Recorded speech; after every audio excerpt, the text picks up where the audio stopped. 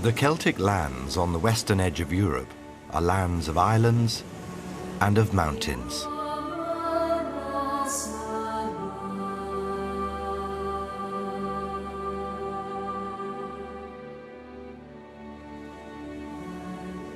And what of the Celtic peoples?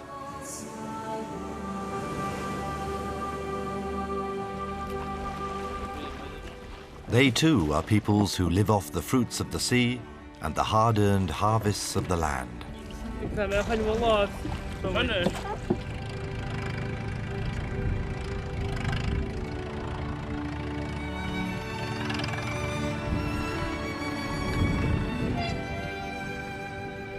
They are peoples of small rural communities, church-going, God-fearing, the speakers of dying languages. But that's just one side of the coin.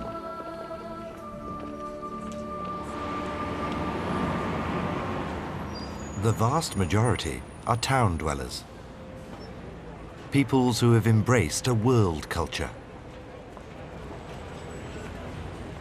And what does Celtic mean to a people proud to be Bretons, Irish, Scots, or Welsh?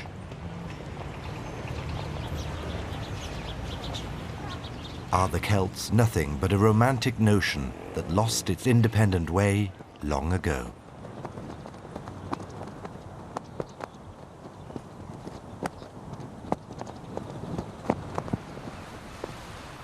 Wales was the first Celtic country to lose its independence.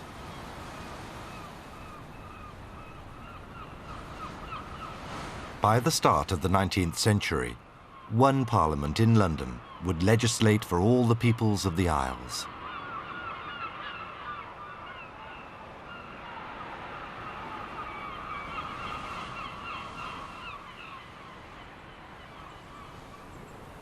As the 18th century dawned, Scotland was still an independent nation. In English eyes, it was, and I quote, the most barbarian country in the world.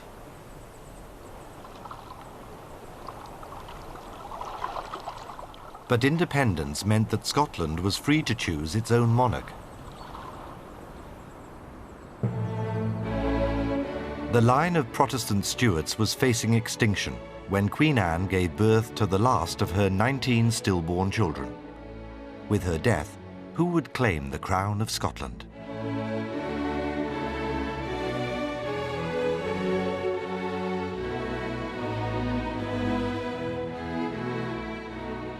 Would Scotland call for a return of the Catholic branch of the Stuart line, now living in exile?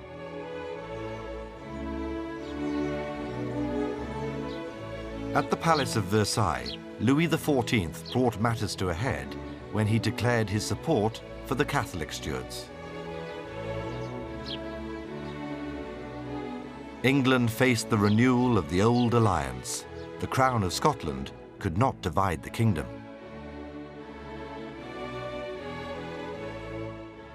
The ancient rights of kingship in Scotland would have to go. And so in 1707, the Scots Parliament voted itself out of existence, and Queen Anne saw the birth of the British state.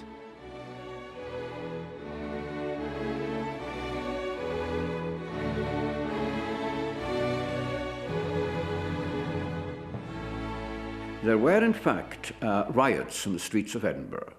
The Union of 1707 was very largely brought about and engineered by a small group of aristocrats and others, and the people who, some who were bribed and some who probably had an eye to the main chance.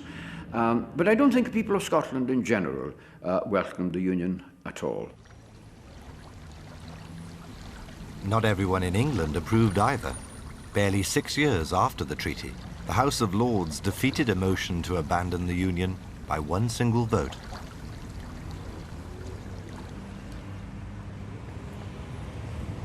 This was very much a marriage of convenience, no love match. The Scots drove a hard bargain. The continued existence of Scottish law and a Scottish national church were conceded. But the Union went hand in hand with finance, the economy, and with empire.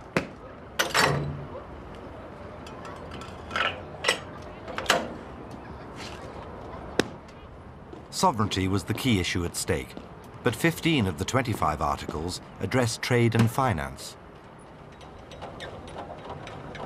The concept of a United Kingdom was married to the concept of a joint British Empire.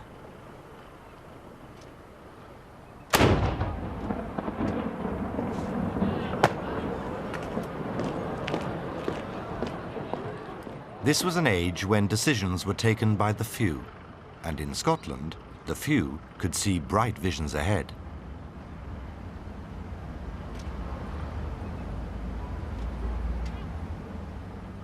Scotland then was a poor country, close to bankruptcy.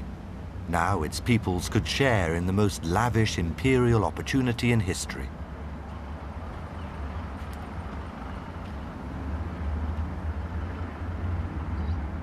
That at least was the view of the few that ruled.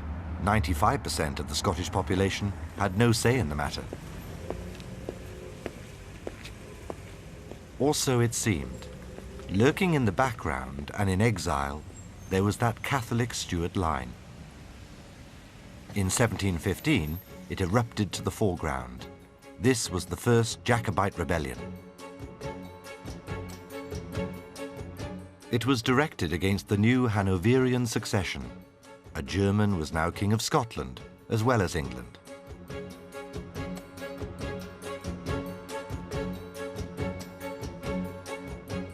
It was also a rising of those who resented their loss of sovereignty, those who saw the Union as a fatal mistake. It was defeated because the lowland Scots were not prepared to see the backward Highlanders succeed.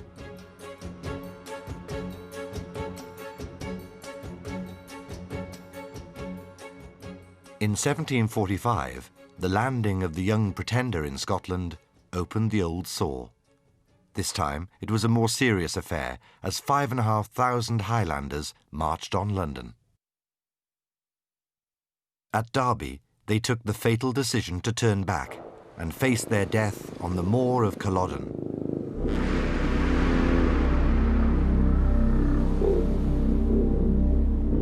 In true Celtic style, the Highlanders recited their clan genealogies in Gaelic, shouted their war cries, and charged.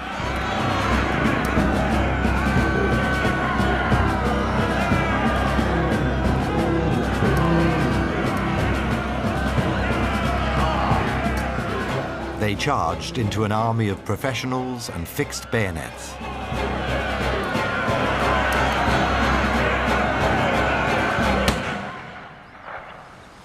They would never charge again.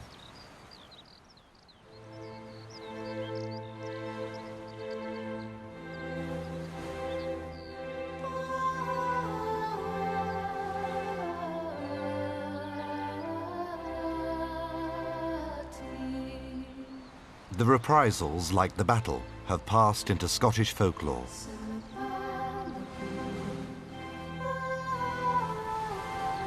The Gaelic clans were decimated, even the wearing of the tartan and the playing of the pipes banned.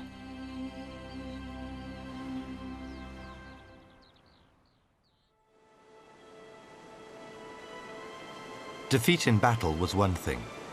What followed was even worse.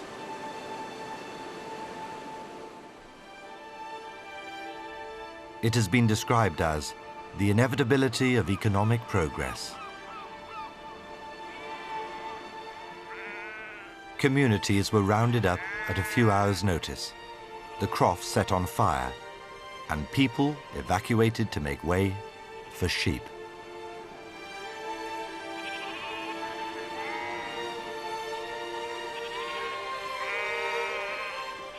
The Highland clearances had begun.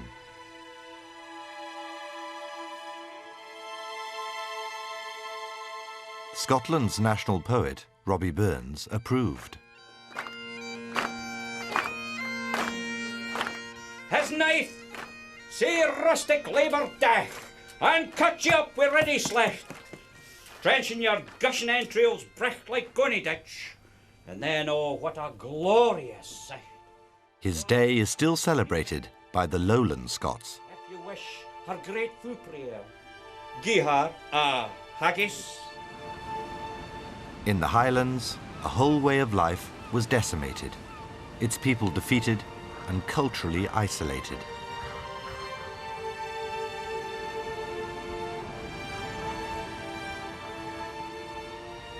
Many drifted to the growing towns of Scotland, to Glasgow, to Motherwell, to the growing towns of England, and to oblivion.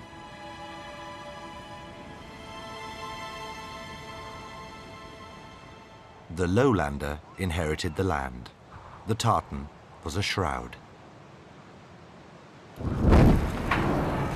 The Industrial Revolution at first was a British phenomenon.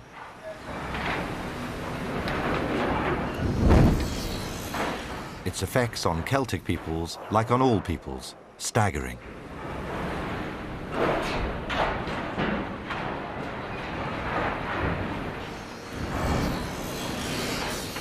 Going hand in glove with the agrarian revolution, it molded a new demography. For the first time in history, Britain became a primarily urban country. A new class of industrial workers was born. In Wales, there was revolt. Men rode on horseback carrying red flags and shouting, "Agitate, agitate." In Merthyr, they screamed for bread and cheese. In Newport, the Chartists stormed in.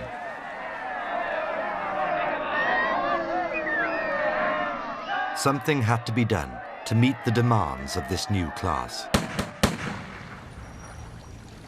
Parliament, where the new class was not yet represented, looked on the Welsh problem in one novel way. A commission was established to report on all Welsh schools, and its findings published in 3 enormous blue books. They make harrowing reading.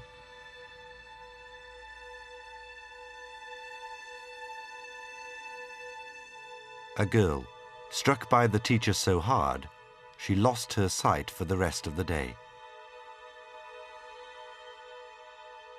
The teachers were ignorant, the pupils more so.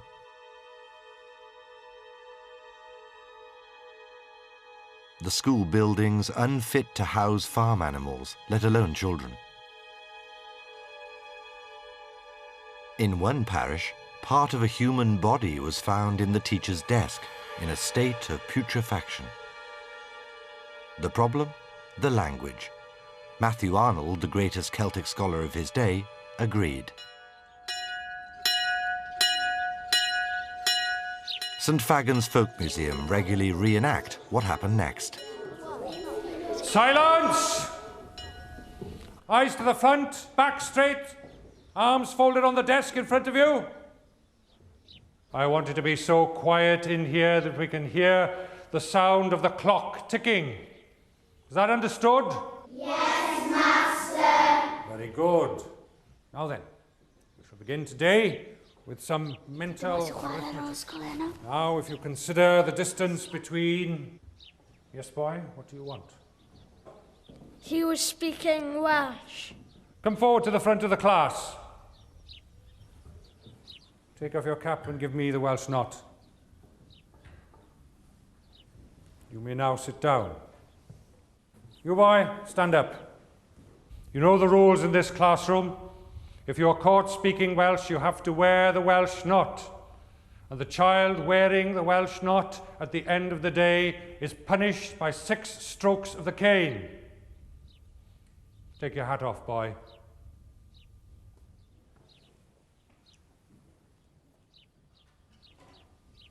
Put your cap back on.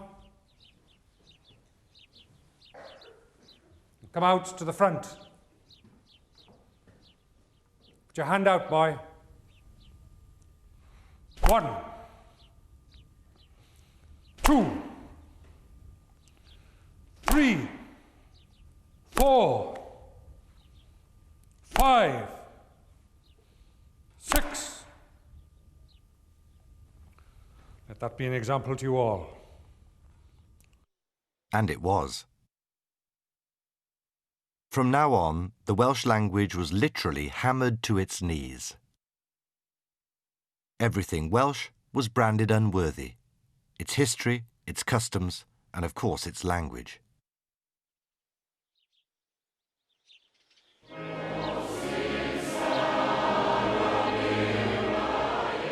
What saved it was the nonconformist revival. Oh, and that little concession from Elizabeth, the Welsh Bible.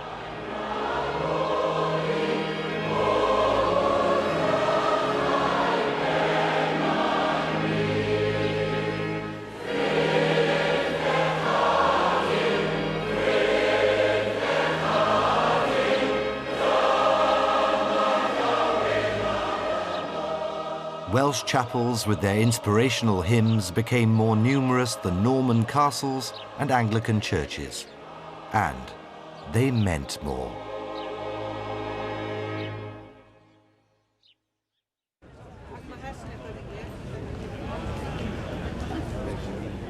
The academic world that had done so much to obliterate Welshness was ironically one of the very sources that fostered Celticism.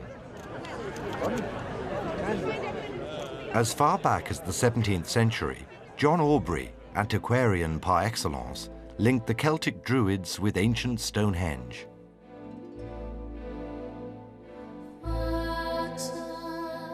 It's a link that has persisted down to our own age, despite its lack of credentials.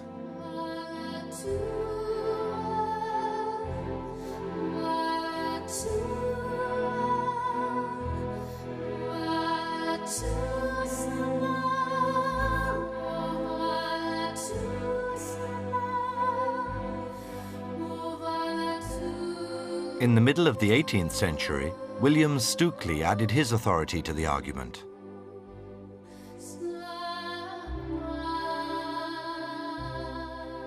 He studied Stonehenge and came to the same conclusion. This was an ancient temple linked to the Druids.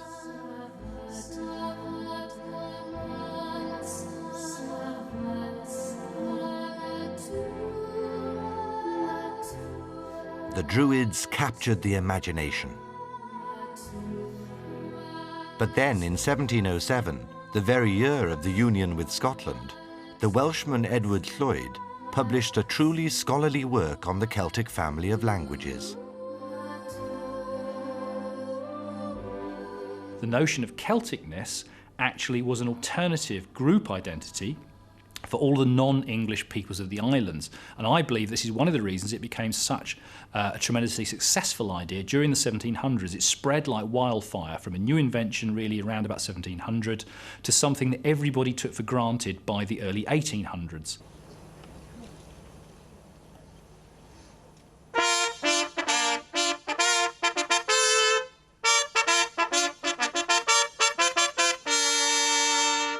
But the one who really brought things to focus was a stonemason, a forger, and a genius, Iolo Morgannwg. He literally invented the gorsedd of the bards of Britain. He married it with the Eisteddfod in Carmarthen in 1819. And this institution, this creation of Iolo's remarkably fertile imagination took root in Carmarthen. There were people there who were not so keen on welcoming it, because it gave, as it were, a view of Celticism which the progressives were, they looked askance at it, because it gave the impression the Welsh Celts, they were somewhat cranky, not quite moving with the times, not too fond of facts, and, rather prone to lose themselves in fantasy. When they brought the gorsedd, as it were, face to face with the Welsh people in all its colourful glory, a number of people were immediately taken up by it. And from 1858 onwards, way down into our own days, the gorsedd has been there, central to Eisteddfod activity. Iolo had found something which was true. In other words, the bardic tradition in Wales has been central, if you like, to the Welsh way of life.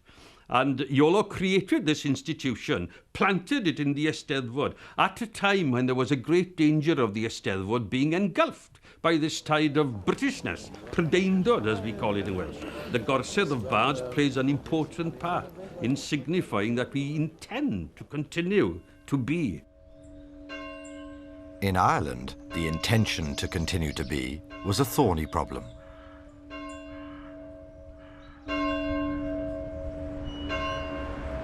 At the start of the 17th century, Ulster was the most Irish, Gaelic and Catholic province in Ireland.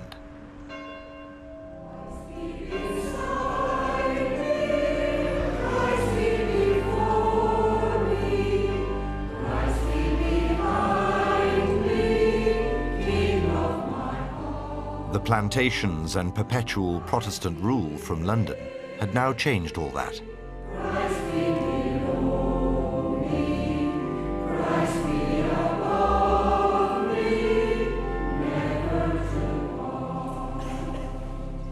The Lord be with you. Let us pray.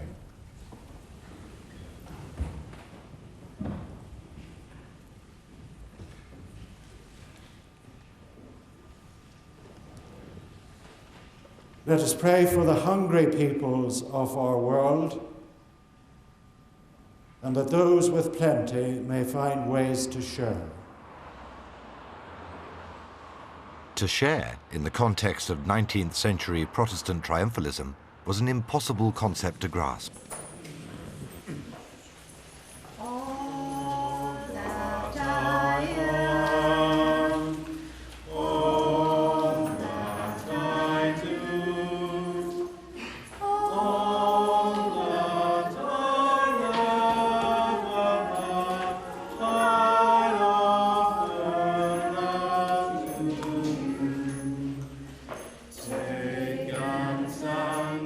Catholics could not hold office or even purchase land within their own country.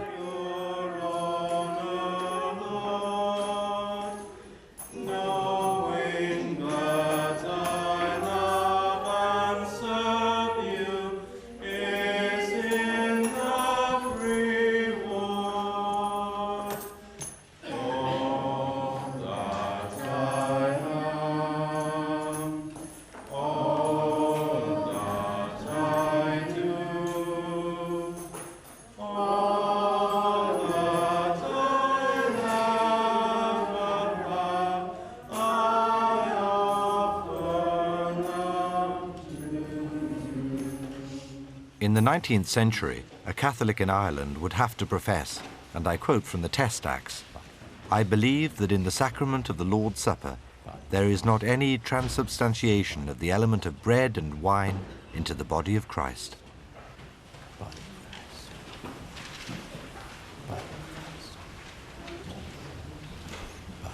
And that the adoration of the Virgin Mary or any other saint are superstitions and idolatry.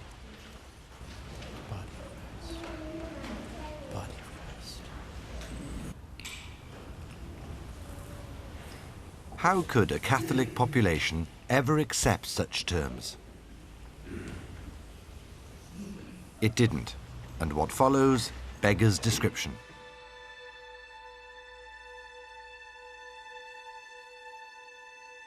The Great Potato Famine of 1846 immediately found 1 million people dying from starvation.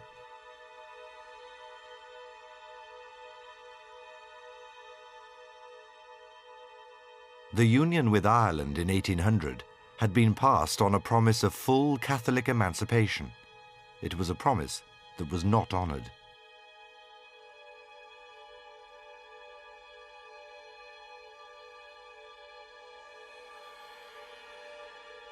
And what did politics offer a people dying of hunger?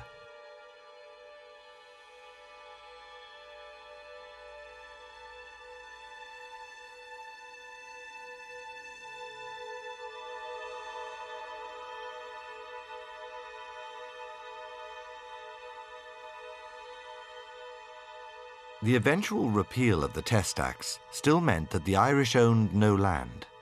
They were peasants, owning nothing but empty stomachs. Evicted from the hovels they called homes, they joined the other dispossessed of Europe and sought a new world.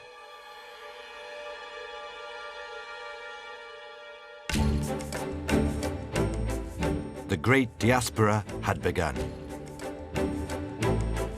Ireland hemorrhaged, and in the second half of the 19th century, the population of the country was reduced by a third, as 2 million embarked on a hazardous sea journey.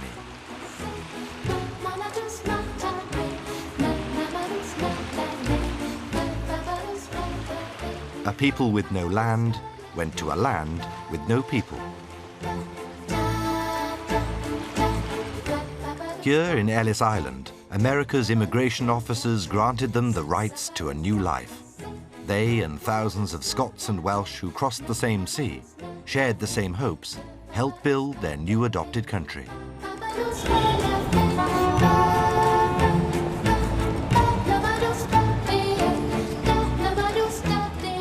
America was the biggest melting pot, but other parts of the globe also felt the impact of the emigrating Celts. They brought with them an all too familiar story, something from the old world, and planted it in the new.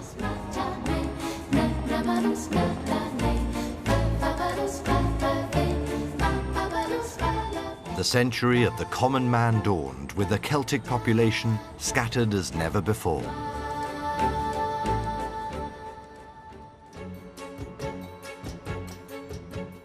Back home in August of 1914, British troops went to a war that would be over by Christmas. Throughout the kingdom they enlisted, and whatever their regiments, they were part of the British Army.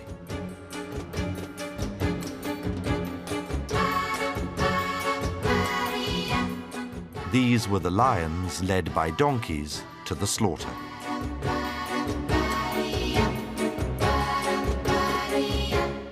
Wars invariably unite people against the common foe, but at the height of the carnage, there were in Ireland voices of dissent.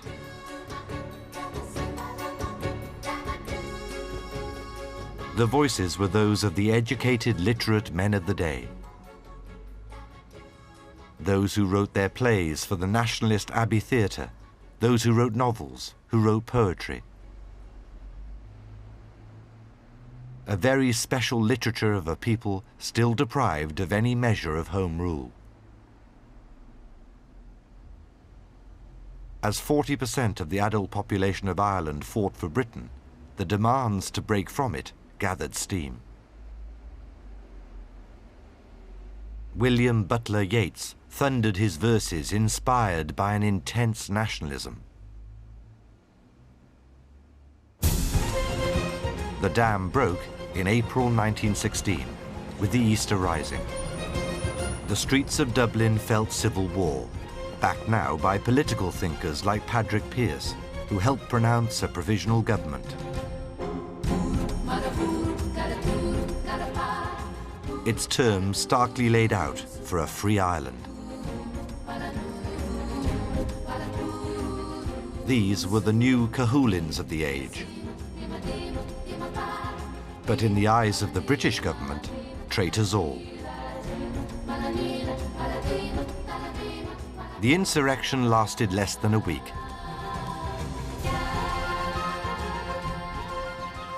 The Great War lasted 4 years, before eventually the warring sides met here.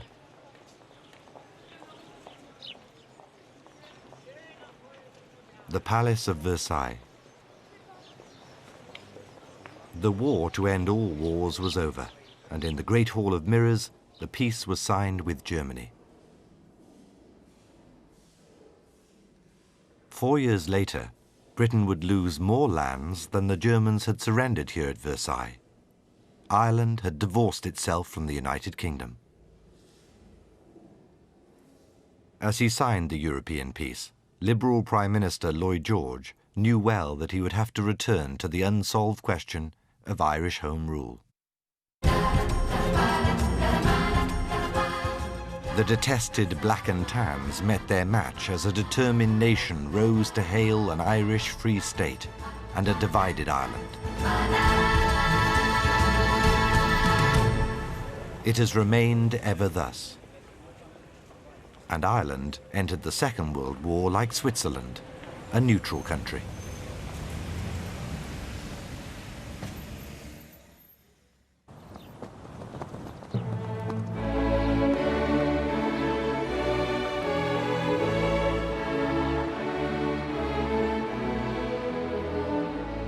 (1945), and victory had come again. In those balmy days, John Bull's chest swelled in justifiable pride. Britishness had been given an added fillip.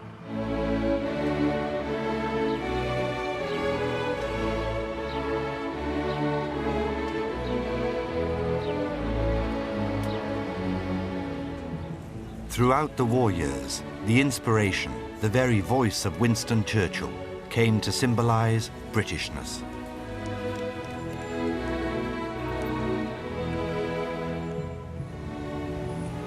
The world was still painted red, the empire intact.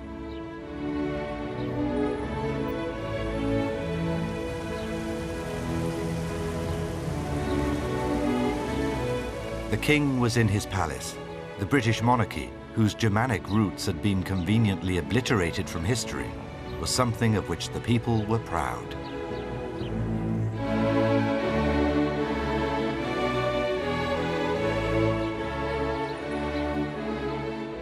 Later, to rebut that chattering minority that questioned Britishness, the most Welsh and most royalist of towns, Carnarvon, played host to a colourful ceremony.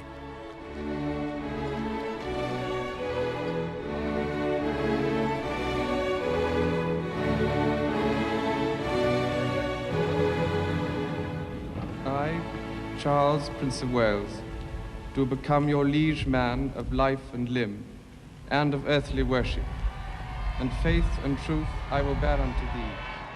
A nation rejoiced. At least most did. There were still small voices of protest. Some felt Wales was a nation in shame. It had abandoned its history. Their prince was still Llywelyn.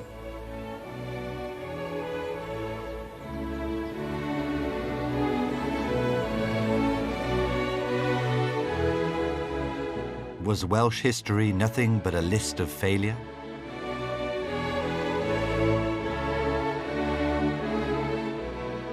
Its heroes fine in their marble place, but signifying nothing. In 1979, that minority of dissenting voices was put firmly in its place when the nation voted overwhelmingly against any semblance of devolution.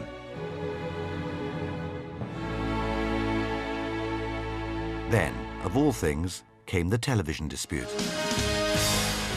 It symbolized the demands for equal status for the language. And Westminster eventually yielded.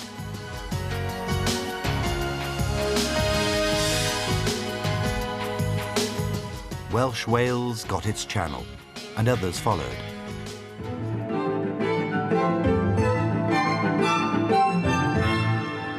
Behas Lancha di Vanach agus ta céad fáiltró chuig nuacht G and the Hillúin seo. In Ireland, the Gaelic language, spoken by less than 10% of the population, was given its television service.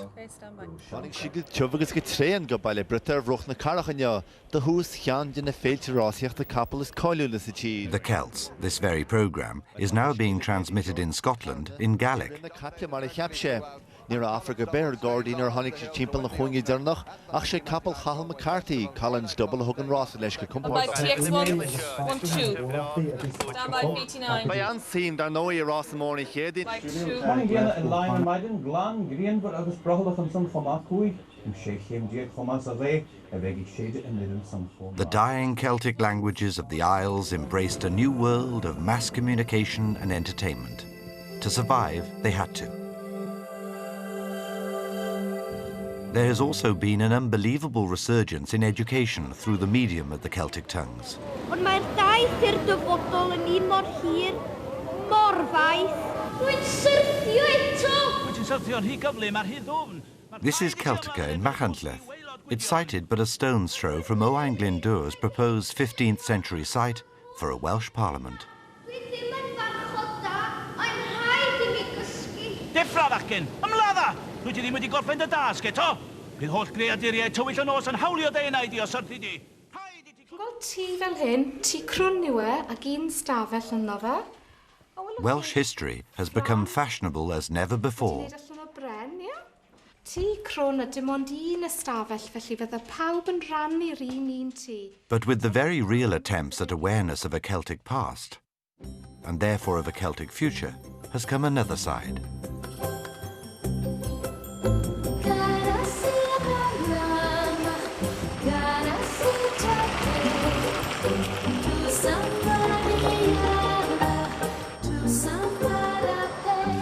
The tackiness of commerce.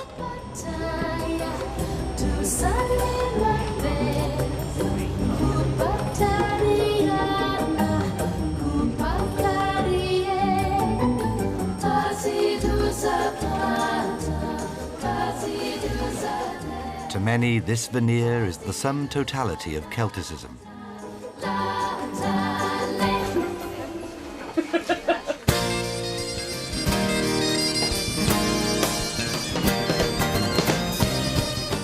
France played a prominent part in a united Europe, and yet it has consistently ignored its Breton minority. Vive la différence has had a hollow ring. It may now be swinging to a different tune.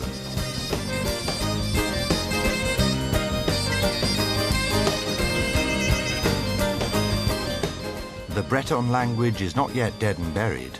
The whole culture has had an injection of new life.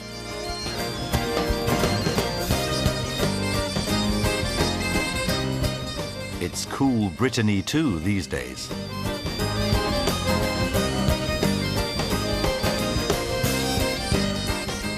The future here may well see another Celtic revival.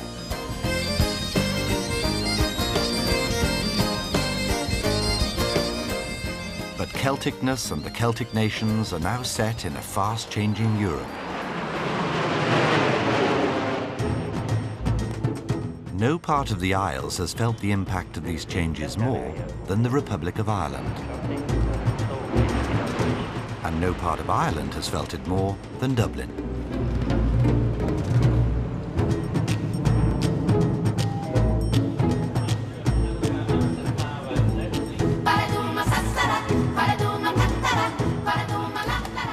It has rocketed to become the fourth most popular city in Europe.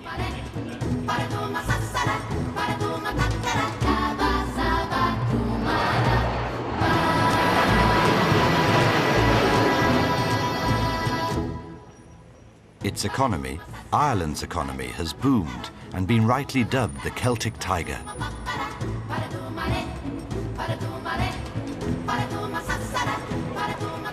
And all this has been caused by one overriding decision: Ireland's full participation in the European Economic Community.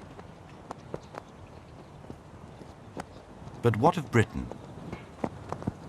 I have said that I belong to the minority of people who think that the United Kingdom is nearing its end. I don't see this as some sort of tragedy. It's very much a normal process. Most political states have a limited lifespan. The United Kingdom, which is nearly 300 years old, is rather old by European standards. The United Kingdom is not a nation state. It's a composite kingdom, rather complicated kingdom, which has already begun to disintegrate with the departure of Ireland in 1922. And I think the process will accelerate.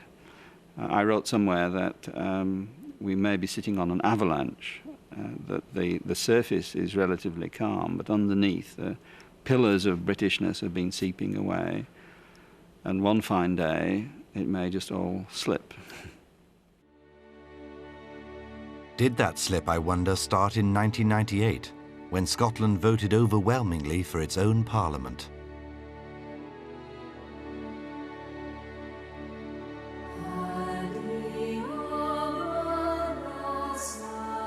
The votes cast for I agree that there should be a Scottish Parliament, 56,923, representing 79.6%. 68,711, 204,269, representing 80%. I agree that there should be a Welsh Assembly was. In Wales, it was a close call, but things they were a-changing. Nothing expressed those changes more than this. And I want to start with words I've always wanted either to say or hear someone say. The Scottish Parliament adjourned on the 25th day of March in the year 1707 is hereby reconvened.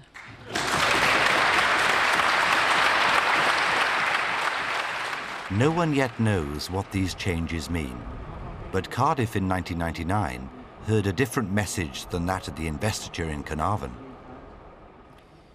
It is a great privilege to be here today at a notable moment in our nation's long history. The National Assembly for Wales, with you, its first 60 members, is a creative response to changing times and aspirations. It derives from the recognition in government and administration of the need for devolved democratic bodies to take up special responsibilities and to reflect and articulate our rich national diversity. What in reality do such words mean as Wales tiptoes timorously forward? And is its destiny still in the hands of others? To my mind, the English are the key nation in the changes of the United Kingdom because they are so numerous. They are 85% of the population of the United Kingdom. Their reactions, however, are very mixed and very strange. The most common one is confusion, simply not to understand what is happening, why on earth Scotland wants a parliament, or there's an assembly in Cardiff, or what's going on in Northern Ireland, as though it's not part of their fate. These things happen to other people, but never to us. But so, what is all this about? What is this debate about Britishness? I'm pleased to propose the two names, firstly of the Right Honourable David Trimble as First Minister and of Mr Seamus Mallon as Deputy First Minister in this new Assembly. And I realise that this is a moment which gives an opportunity for us in Northern Ireland of all traditions and from all sections of the community to cooperate together to help to bring Northern Ireland out of the morass that it has been in for the past 30 years and to look towards the future so that Northern Ireland can hold its head high. The peace in Northern Ireland is fragile indeed, but to the south, things are buoyant.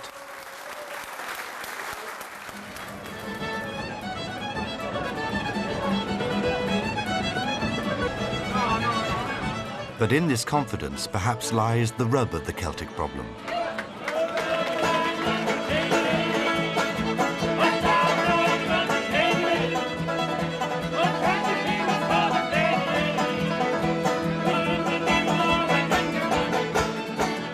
Dublin is a truly cosmopolitan city. It successfully embraces the old and the new.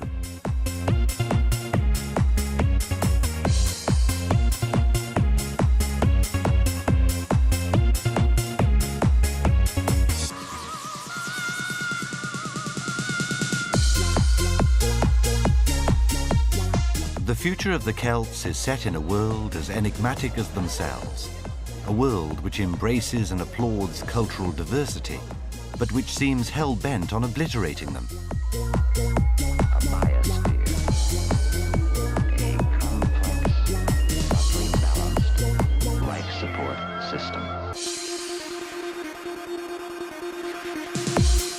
the Celtic spirit, wit and imagination has faced and embraced the new world.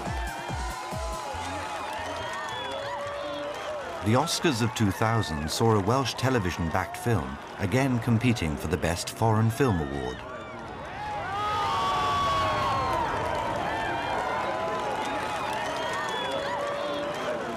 Welsh stars rub shoulders with the famous.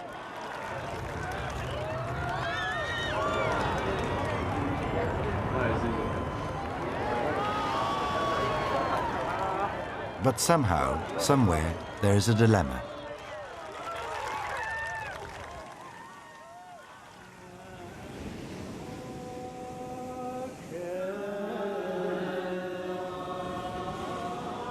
What on earth has Hollywood to do with this?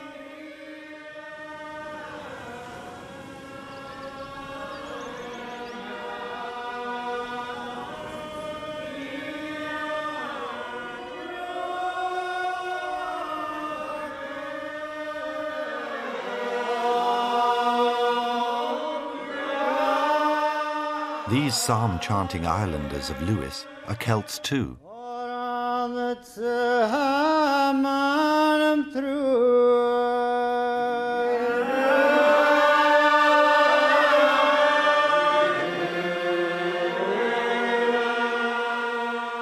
They have stuck to the old familiar ways.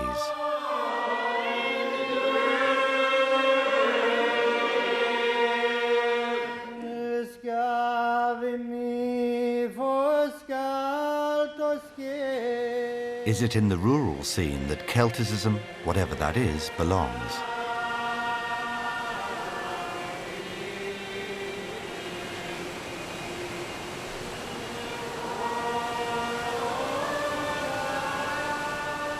Is it a culture of yesterday, and only of yesterday, however old that yesterday may be?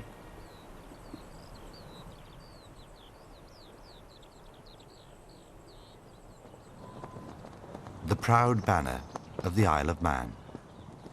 An island often neglected in the Celtic story. It has for centuries worn a mantle of some independence at least.